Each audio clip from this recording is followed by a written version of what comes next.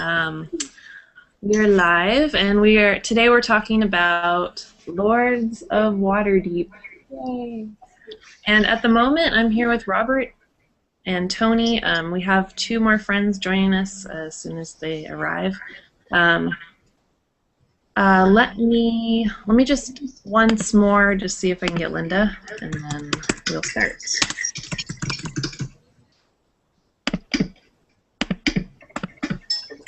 Okay, so hopefully she'll go in there.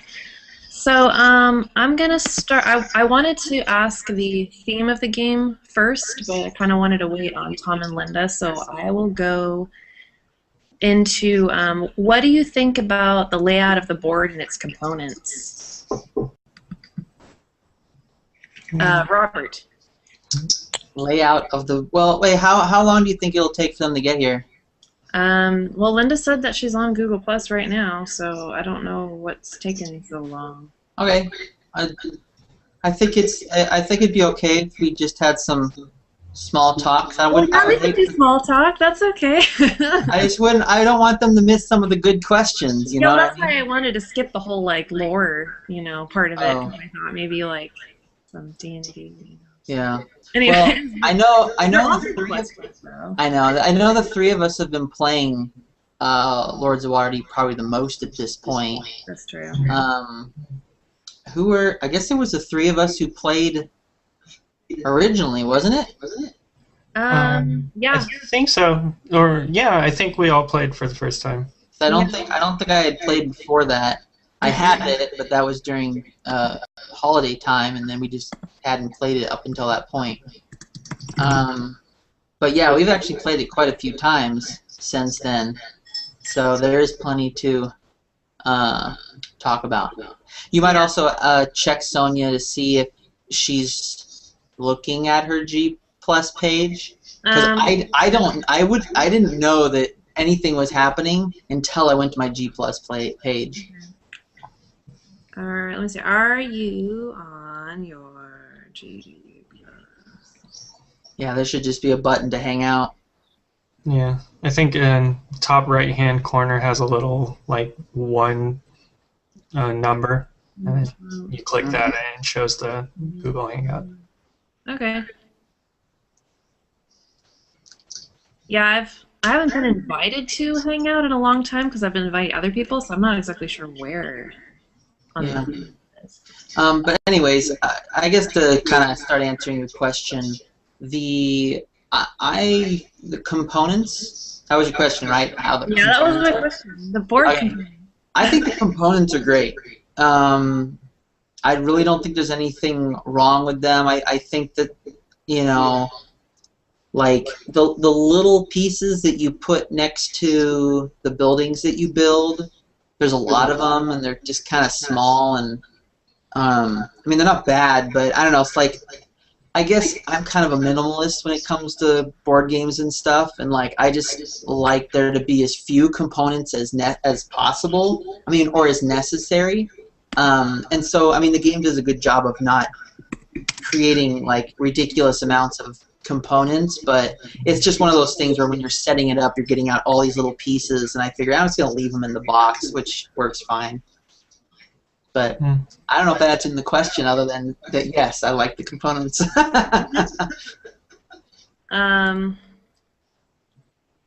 Okay.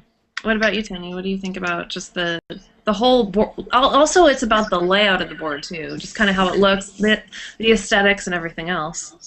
If you're comparing it to games that you've played before, that might be similar to this. Right. Yeah, I guess sort of on the minimalist standpoint, it's pretty good. The flavor of the resources that you get, just the fighters, rogues, and clerics and wizards. It's all just color-based, so it's it's not anything fancy, and you need to get a lot of them. So I think it works out really well aesthetically. I guess it's not super fancy like miniatures or anything like that. But I just think I think you don't want it to be really, because it's a game about sort of resource building, and you're just trading things back and forth, and so yeah. for what it is, it's kind of perfect, you know, in its own way. Yeah, I think it would be kind of cool if the little pieces were actually like, you know, if the purple wizards were actually like little hats, you know, like, you know, the silhouette of a hat, not a full 3D hat, the silhouette of a hat. You know, fighter could be a little shield or a sword. That'd be kind of cool, but you know, I guess when it comes down to it, it is about how much the production cost is for the game, and the reality is, like you said, Tony, it's just a resource. They kind of come and go so often that it's, you know, it'd almost be silly to make them too elaborate because it's just a resource. So yeah, it's not necessary, but it would be kind of cool. Yeah. Oh, actually, on the components, I kept thinking, like, does the board need to be that big? You know, because you work with a lot of these little spaces, and you have to worker placement, so you're putting your guys in all these different locations, but there's a lot of space that you just don't need. And I guess the board does kind of need to be that big because you have those spots to build buildings, and you have the quest layout, and the intrigue and the intrigue discard and all this stuff. So it works really well, but I keep asking myself that as kind of a game developer myself, like, does the board need to be that big? Do you even really need a board? Could you just have some tiles? So, but I think I still think it's all really nice. It's just questions I ask myself. Yeah. I really like it. I like where everything's placed. I think the only issue that I might have with it, which I don't know if it could really be resolved, is like where you're sitting when you're playing, especially if you have a lot more people. It might be hard to get to a certain spot. But that's really just like, you know, make it square. I don't. That's kind of just maybe for convenience purposes. But other than that, I really like that they have the quest at the top. I really like all the different stations and all the different places for buildings and everything like that. There's just a lot of stuff to do on it and to choose from, and it's really interesting. I really like the way the game looks. As soon as I opened it, I was excited. So. Yeah, and actually, to give everyone an idea, I received the game as a gift for the holidays, and honestly, and this will lead up to a question later, I'm sure, but when I saw that it was a Dungeons and Dragons board game, you know, my first thought for any game that's based off of an IP is, I'm like, oh great, it's going to be a crappy game, you know, based on a popular, you know, world. And I mean, I guess I should have known better because it is Dungeons and Dragons, which is a game, so you know it should translate well. But I'm always hesitant to that. I'm always thinking, you know. It's like, oh, okay, they're just going to sell it on the fact that it's a Dungeons and Dragons game, but it won't actually be a fun game. Mm-hmm. And honestly, the theme, or the fact that it's based on Dungeons and Dragons, I mean, I'm not a huge Dungeons and Dragons like person. I don't know a lot about it, and it almost didn't matter because the game was very fun and engaging. You know, they could have used a lot of different themes, and I was just glad to see that they did. They actually made a good game. And had a solid theme to skin it with. Right. One moment. When I invite you guys on there, what page are you on when you get the invitation? I just go to the home, just the home stream. Yeah. The home page, in the top right-hand corner, a little orange box will show up, like it'll say 1, and it's sort of like you click on it, and then it'll show that you've been invited to hang out. You might also make sure that they actually are following Uncharted Interactive. Oh, right, yeah. Because the first time I had that problem, like when I wasn't following Uncharted, it wouldn't show up. And the way I join is on my main feed, it'll say Uncharted Interactive is hanging out, and then it'll have a button that says join. Okay. So if they don't see that, then they may not be getting the message. Okay. Yeah, so if they join the... Do you have like a water thing right in your room? Yep. Like Yeah, a little I put my water right next to me. like Do you also have like a mini fridge? a mini fridge. Yeah, water container's a lot cheaper than a mini fridge. Yeah, no kidding. I was Doesn't thinking like you'd taste the have almost everything to not have to ever leave. I know. Right. You just need a toilet in the back. Yeah. But yeah, Sorry. if they're following it, it'll pop up on their home stream. Okay. Yeah, I thought they already were. I should have gotten her earlier on, but Yeah, that's okay. well, we'll just continue with what we're doing, and then hopefully they pop in at some point. Yeah. And if they don't, oh well. Let's see. Okay, so I'm going to skip around here. What did you think about the Lords of Waterdeep and all the hidden agendas that they had? Like how that played into the game? Since it's Lords of Waterdeep, I might as well get on with that one. I guess for me, I think it was a really interesting way to sort of, I wouldn't say force, but encourage the strategy of picking certain quests. So you're really, getting to experience a different strategy each time. So I liked it a lot. I mean, even though it's supposed to be secretive, over time you sort of get the feeling of what other people are doing for the most part, because they're getting all the Arcana quests, they're getting all the Warfare quests, and it sort of becomes obvious. But I think just gameplay-wise, for getting you to move in a certain direction, it really helps the replay value of the game, because then each time you get a different Lord, you're doing something different. So I liked it. Yeah. Oh, go ahead. I feel like it kind of adds a little bit more. Like, say you're a little behind and you're not getting enough resources and you're not finishing enough quests. Well, you have to finish quests in order to get the points, but you have the opportunity to get more points at the end. And it's kind of like you don't really know what people are getting, and if they don't catch on to what your quests are, even though it's kind of obvious, you might have that like advantage that you're waiting for at the end. And I kind of like that. You could pull ahead without them realizing it, you know. Yeah. I like that aspect of it. Honestly, I felt that that was probably the weakest mechanic in the game.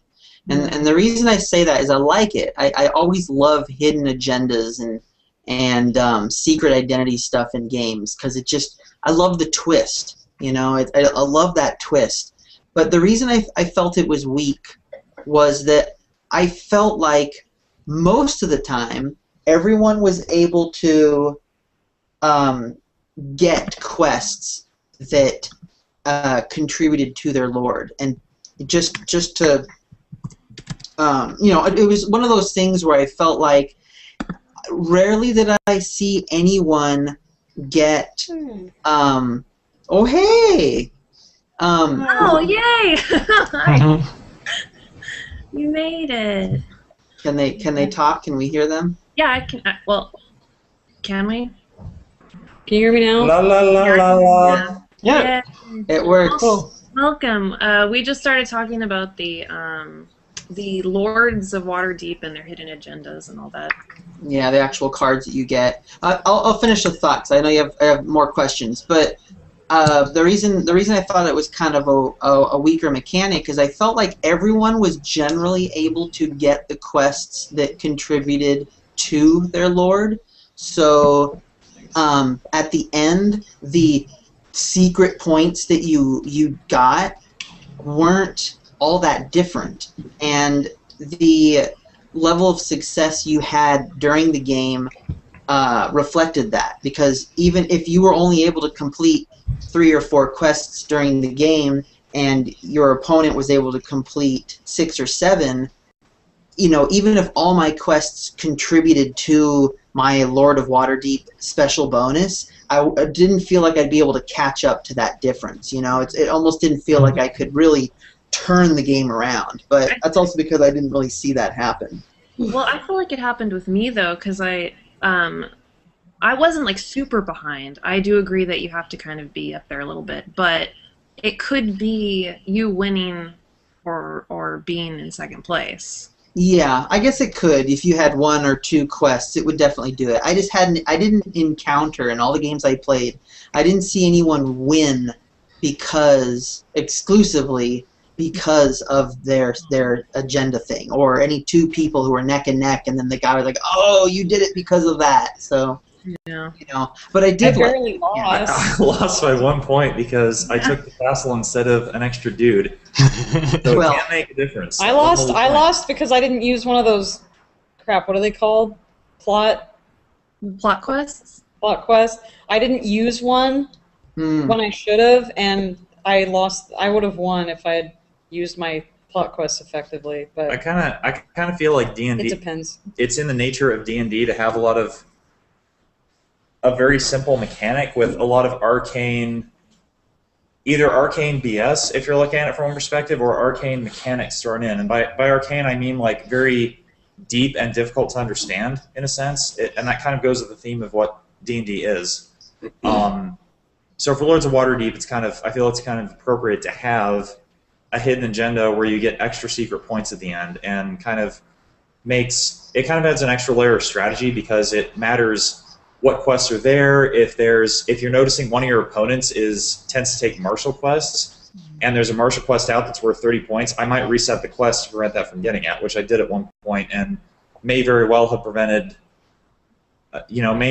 ensured that I got second place or first place if I were being smart and not taking the castle. But yeah, I think it's just that extra layer of strategy that's kind of appropriate for the level of scheming that Lords of Waterdeep seems to be about. Actually, I think you make a good point. A lot of the games I played, people weren't being very backstabby about that. I think. Oh, really? If you were playing a game where people were actually trying to deny people quests, or quests that they think are going to contribute to their Lord of Waterdeep, I could see that being a bigger factor.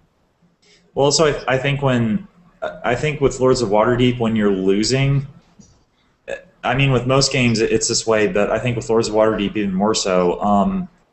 Once you're in a losing position, you tend to get more backstabby. Yeah. Like, you start to think of ways to bring down the person who's winning so you can get yourself ahead that way, rather than necessarily thinking ways, okay, how can I do better? But in Lords of Waterdeep, it's like whoever's ahead is just going to get more ahead. If all you're doing is trying to race them, you're not going to win, because they have a lot of advantages on you at that point. At that point, you kind of have to start thinking of ways to disempower them, in a sense. But I don't know. Maybe I think you have to have very civil players. How long has this game been out? Let's find out. Let me see where the little thingies on the thing. Board Game Geek, here I come. I get to it first. Shouldn't it be on this 2012? Also, you left this here. What is it? I hope it's not. It's one of the gold. No! Mine! I'm going to give it back to you, but yeah. I think it's 2012. It says it on the cards. Really? Yeah, I think it's Oh, pretty. wow. Yeah. There's another game that was kickstarted by that webcomic Order the Stick, and they also do that thing, which is, secret agenda, that depending on which monsters you kill and keep in your stack, if you have certain types, then they give you extra points at the end of the game. I guess it's a common theme, maybe, with like D&D type. Well, I know Incidents. Lords of Waterdeep, they categorize it as a Euro game, and so there's a lot of qualities of the game that are similar in other Euro games, and that particular thing is maybe one of those qualities. I'm not entirely sure myself, but that might be part of it. Wow, it's not actually telling me. I think it's 2012 because also I think it was Tom Vassell when he did his review on it. I believe he was saying that it was one of the best games of 2012. Yeah. And he said, I know Wow. it's kind of into the year, so I think that's probably it. Yeah, I think you're right, because it says 2012 here. It doesn't say what 2012 means, but it says Yeah. Lords of Waterdeep 2012, so that's probably it. So we're up on our new games, I guess. Yeah.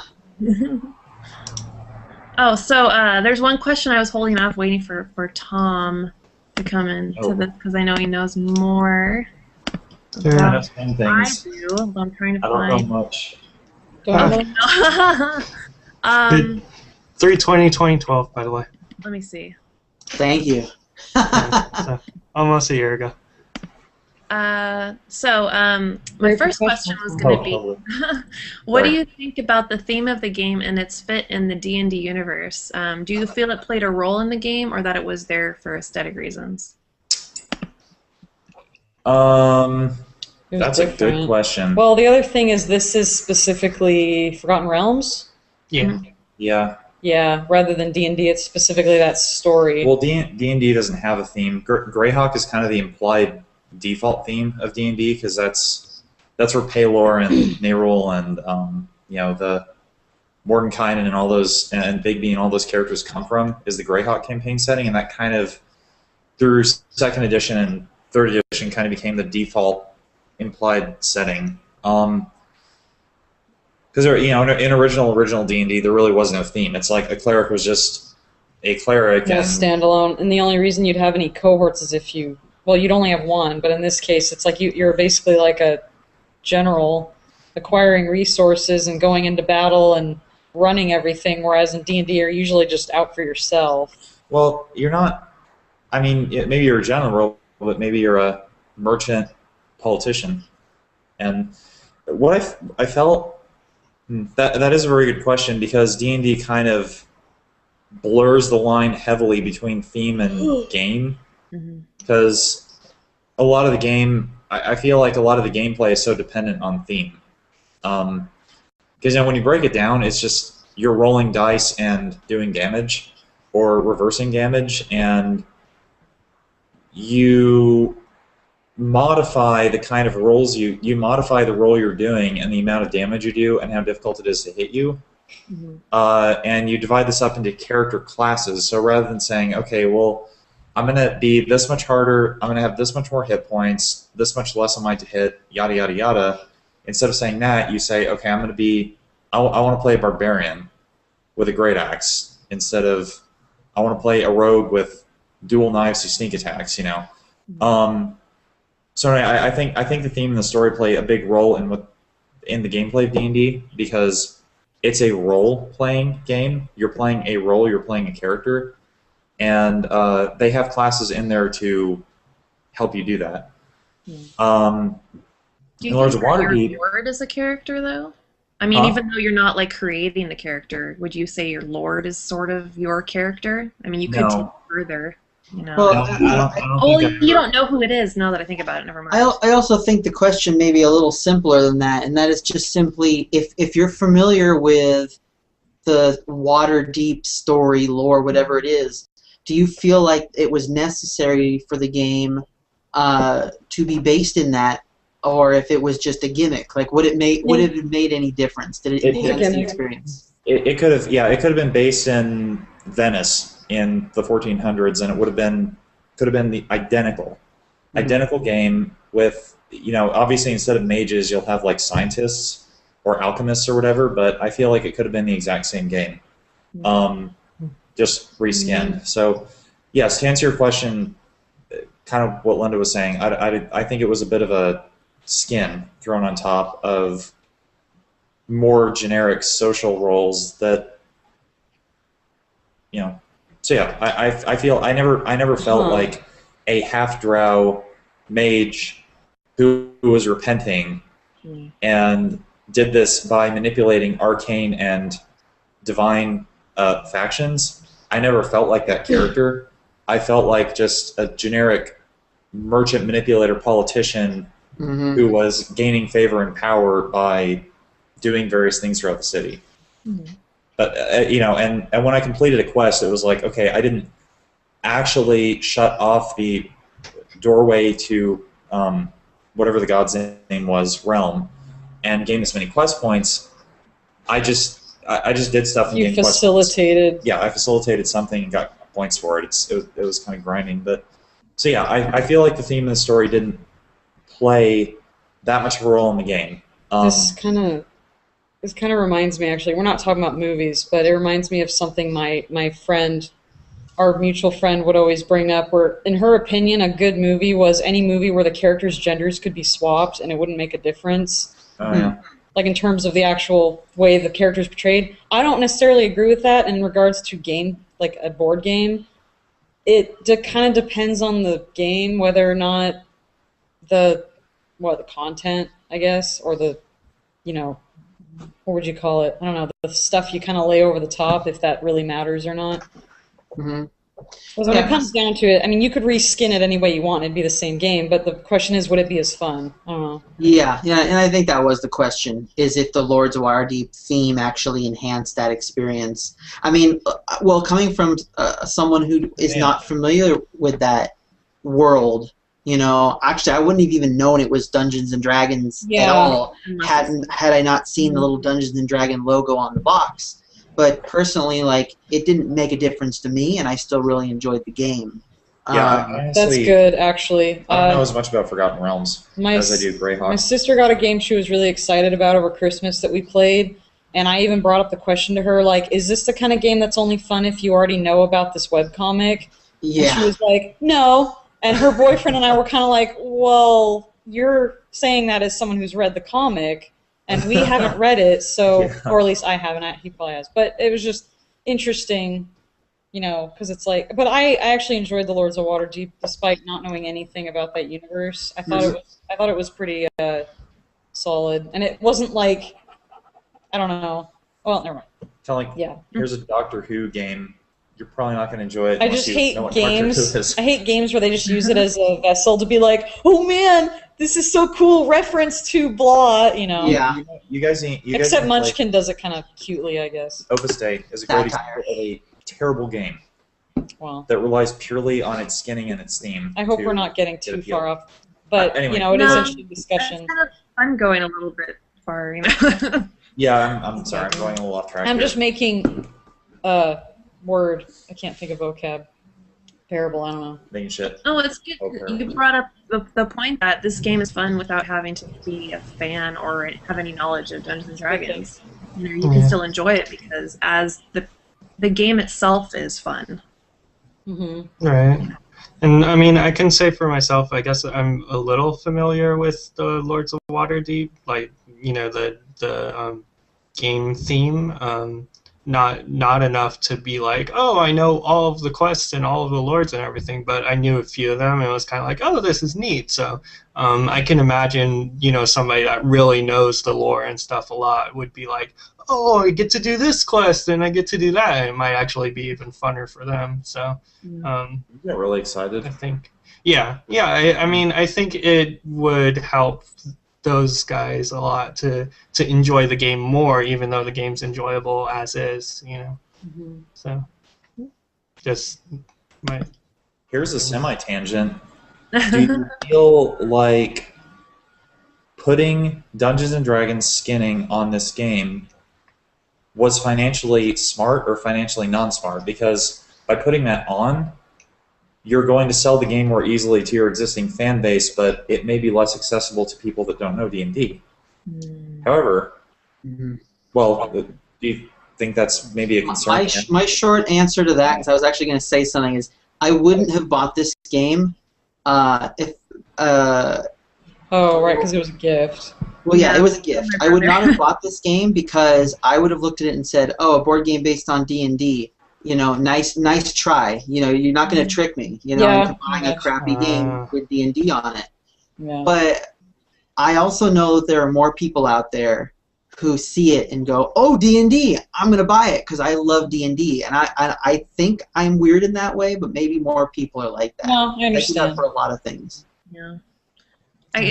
When I go out for a game like you, Robert, I usually will look at a review or something or watch somebody playing it or whatever before I get it. So I guess I don't really necessarily respond to something based off of it saying D&D or whatever the genre theme may be.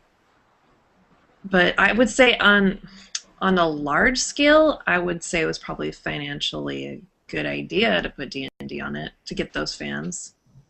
Yeah, it's like a guaranteed sell.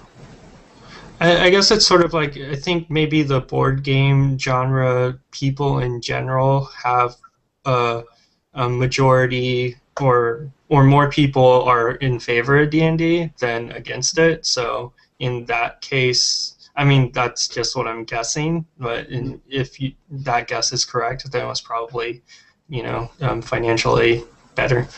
Financially better, because if you're going to sell, like, how much did it cost? Like $40? I don't know. I don't know. It was a gift. I'm throwing that's Probably price probably inflation. say. 450.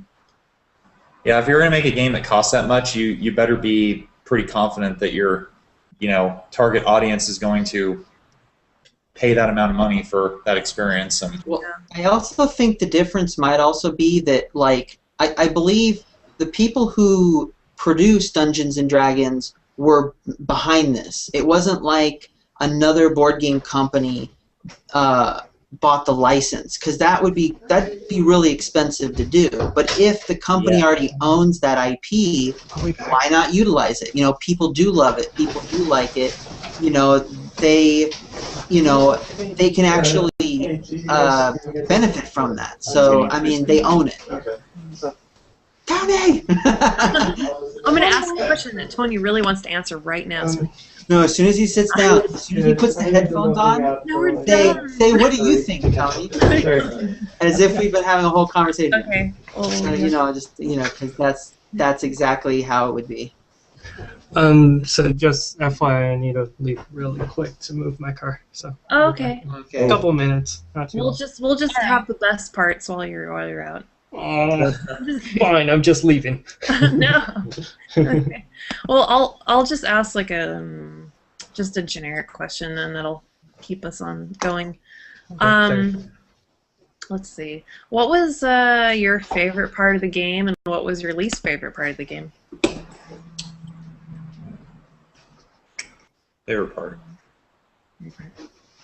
I liked managing the resources, but I hated that there weren't enough fighters. I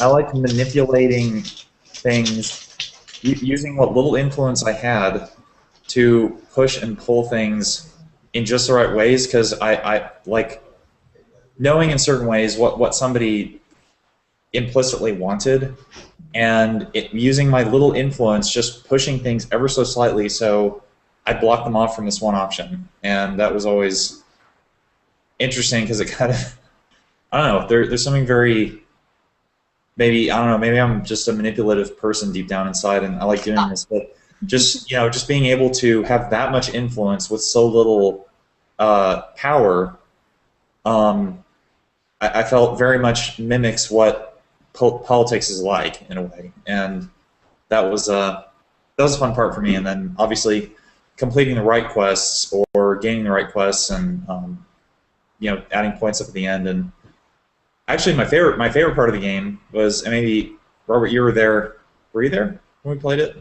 Maybe. Yeah, you were there.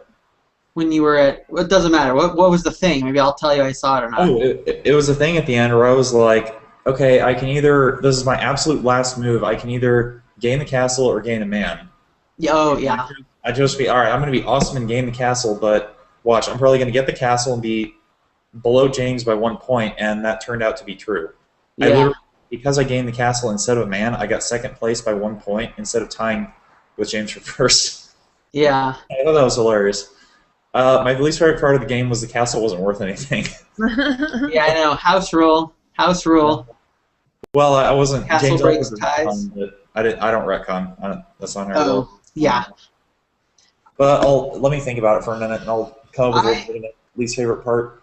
Let's see. My favorite part of the game, I mean, I like the game as a whole. I really, really like the game. My favorite part is probably just the fact that almost every game I played, it was very uncertain who was going to win. Even though there was times where someone was so far ahead, you think, I'm never going to catch up, someone always managed to do it. And even the first game we played with Tony, he was at the very, very end, he was in last place. He was so far behind us, and he actually turned it around and won. And I love that stuff. I don't even mind losing in those cases because I'm like, you deserve it. That was awesome. Yeah. So that's what I really love about the game is the fact that I have not encountered a situation where I or anyone else was just so far behind that you're just waiting for the game to end. Also, like D&D, I think that it adapts itself well to a variety of play types. Like in D&D, you're like, okay, I just want to wreck things and do as much damage as possible, as simply as possible. Okay, be a fighter with a greatsword. I want to use extreme tactics and thinking and planning to manipulate things to my favor. You should probably play a illusionist wizard. And similarly, I think Lords of Waterdeep adapts itself well to a variety of playstyles. So if you're the kind of person that likes gathering a lot of resources and making really blunt, powerful attacks on things, that's good. You're going to complete a lot of quests. But then if you're somebody who's more of a manipulator / strategizer, you're going to pull up near the end and get ahead very quickly. And I feel like that's one of the game's strengths is many styles of playing. You don't suck at the game if you're a certain kind of player. You just have to play it differently and realize what that means for you. Yeah. Whereas chess, if you're a blunt strategist in chess, it's over. You're not going to win because if the other person has any kind of long-term strategy or ability to think 4 turns ahead, you've lost. You're not going to win because you're not going to be thinking as far ahead as them. But this game is more well suited to a variety of play types. Anyway, I think my least favorite part, which really isn't a big deal at all, is I wish there was. I kind of wish. Basically, I wish there was more. And this is going to sound weird because it's almost completely not true. I wish there was more player interaction, and I think what I really mean by that is like trading, working together, stuff like that. I mean, and the reason that's really kind of not the best way to put it is because there are lots of ways you interact with players. You can block placement on the board, by putting a piece somewhere someone wants to go. That totally messes people up. Using intrigue cards that allow you to give stuff, or not give, but you allow other people to also gain resources is interacting with other people. The buildings are interacting with other people. So there is that. Right. Does anybody feel like this bar of thumbnails should be at the top of the screen so that you're looking more at the camera than at your people? I just sent a text to our friend Sunny, who works at Google. I was going, you know what, just now, I was like, what would be great? You guys need to move that thing to the top. Because when other people are talking, I can look in the middle. But when I'm talking, I want to look at the people I'm talking, so I end up looking down here. Yeah, I kind of just shift my eyes down, so but you. Yeah. So I'm still staring straight ahead, so I don't look like I'm like, hi everybody. But yeah, I feel like the character interaction is cosmetic because you're really just each doing your own thing, and games like that kind of bug me after a while. Do you feel like Cosmic Encounter, where the whole game is player interaction, like literally? Yeah. It's all player That's why I love interaction. that game so much. Yeah. Yeah, I guess the subsection of it is sort of like direct interaction. Like you indirectly interact with everybody in this game, but you're not directly like doing something to a person like in this game. So I guess that's not present. But honestly, that's a really minor gripe, and it's okay that it's not like that because not every game has to have that. But it is the one thing I kind of wish I had a little more of, But like for example, if when you use the building, it was whatever happened was more of an exchange than just I get the service and then you get something else. If it was an exchange, I think that would be more cool. Because you'd actually be handing something to someone. Like the buildings with the spend 2 and then get something, and then the owner gets 2, so you're actually giving them 2 money.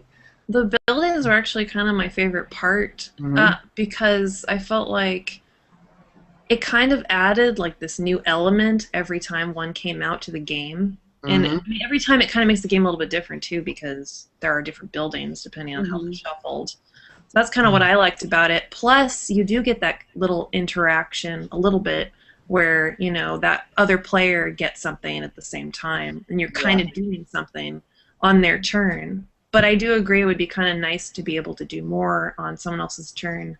Because one of my things was, especially if you don't have the castle and you're last, which always bothers me a little bit having to go last, is you have such a long time to wait before you can actually participate, and that always bugs me a little bit. Yeah. Yeah, the turns could go a little faster sometimes, but that might be a player experience thing. I mean, if you're playing with experienced people who kind of know what they want to do when their turn comes up, but I would get frustrated sometimes because I'd be like, come on, I want my turn. I don't like games like that. And then the turn before your turn, they get the spot that you wanted. You're like, no! Yeah. And then you have to rethink everything. Yeah, that's true. What's great about the buildings, though, is like sometimes if, you know, there is something, you might have more options, which is good. But if they're all taken, which leads me into my next question about the multiple players, like 3 versus 4 versus 5.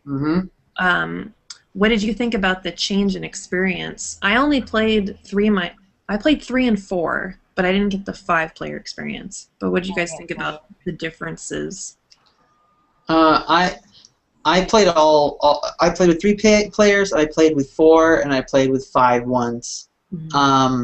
And 3 was pretty quick, especially the way the game's set up with rounds. 3 was pretty quick, especially once we all knew what we were doing. But the difference between 3 and 5, 3 and 4 wasn't too much, but 3 and 5 felt vastly different.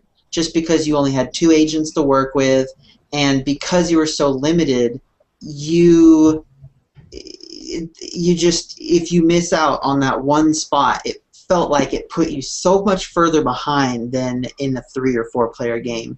But I kind of liked the fact that it was very different games, you know, like I could get 2 very different experiences. It wasn't just the same game but with more people. It really did feel like a different game, which I liked.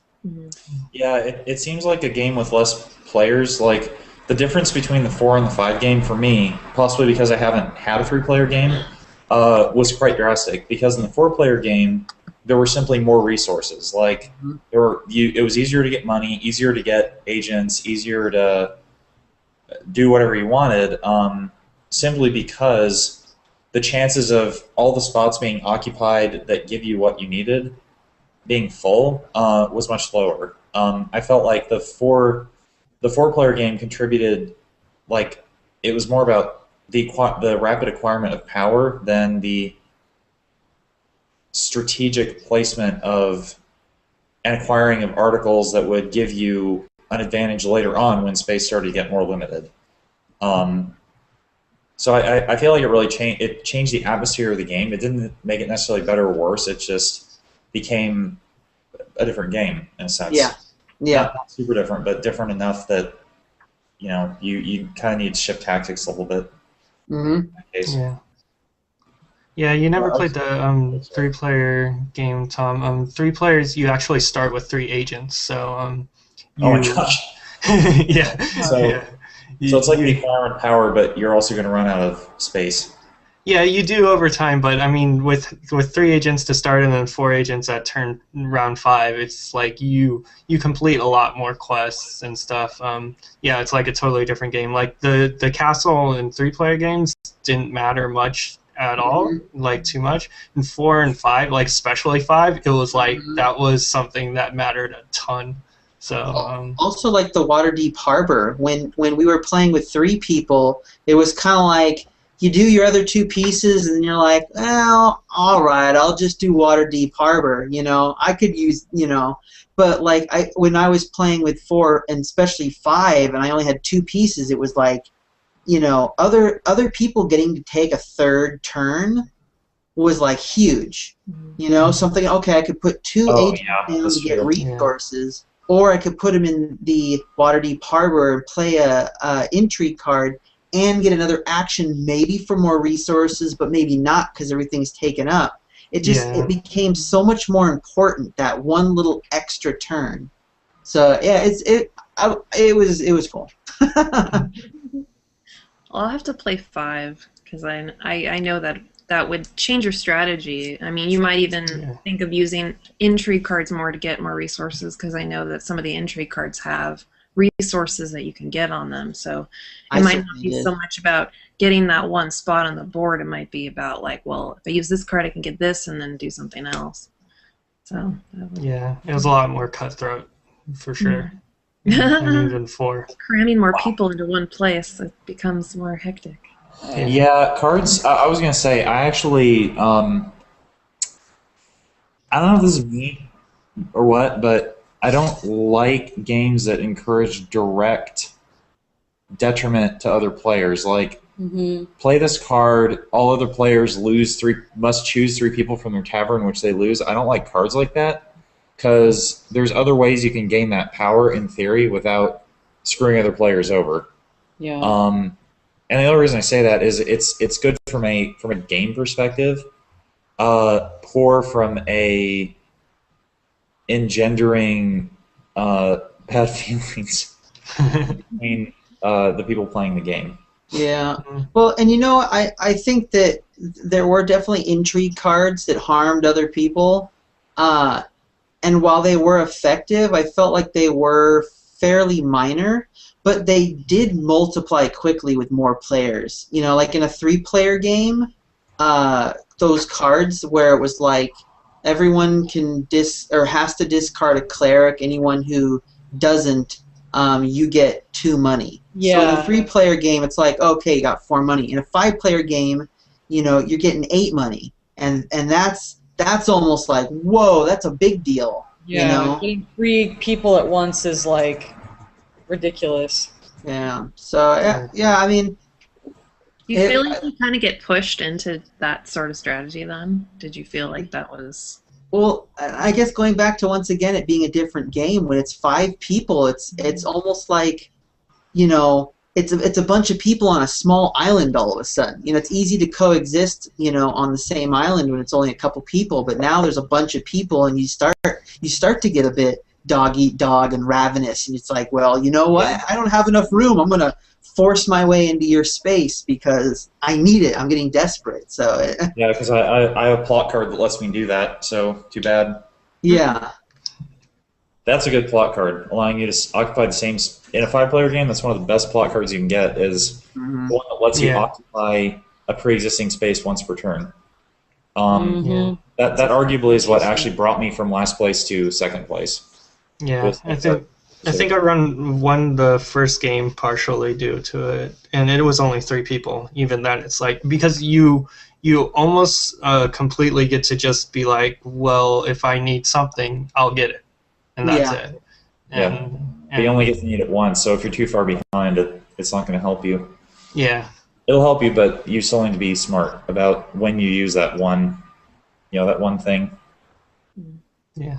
And be careful about, well, I can get 2 thieves, but this other player is going to get a thief or a cleric, and I'm not sure if I want to give them that advantage. So I think I'll just get 1 thief or buy this building. So there's a lot of thought that goes into it. Yeah. On that topic, I think the last game I played with Robert and Sonia and I guess Wesley won. He bought 2 of those buildings where you get the person that lands on it gets 3 things, and then he gets to pick like a rogue or a cleric. And I think that was a big part of him winning, because with 4 people, somebody was always landing on those every turn. He just was getting so much free stuff that I think it just took him off. Yeah, when you need to open up more places for people to go to because there's more players, then you can take that advantage of, those extra resources. So right. That might be like for like a 5-player game, getting the buildings and using the intrigue cards might be the strategy, instead of like trying to. Well, you're going to get quests anyways. You're going to finish quests, but maybe not focusing so much on just getting those single things for the quest. Right. Yeah. Over time, the buildings will probably get more stuff for you than landing on one of those spaces.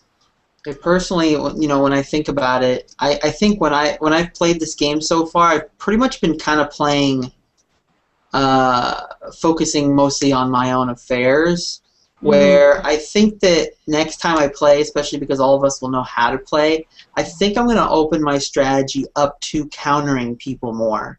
Because I think if you get a good offense, you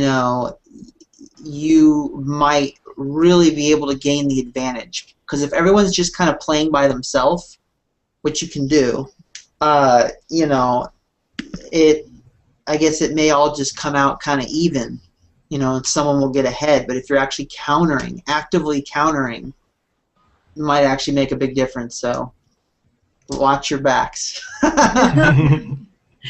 Well, I got on your case that last game when you had me going last every time. So my strategy was to go after you. Yeah, but I didn't do that. I didn't do that because I was trying to make you last. I was doing that because I was making myself first. You were just a victim of circumstance, and you took it out. You took it out on me like you do in every game. I'm leaving. No.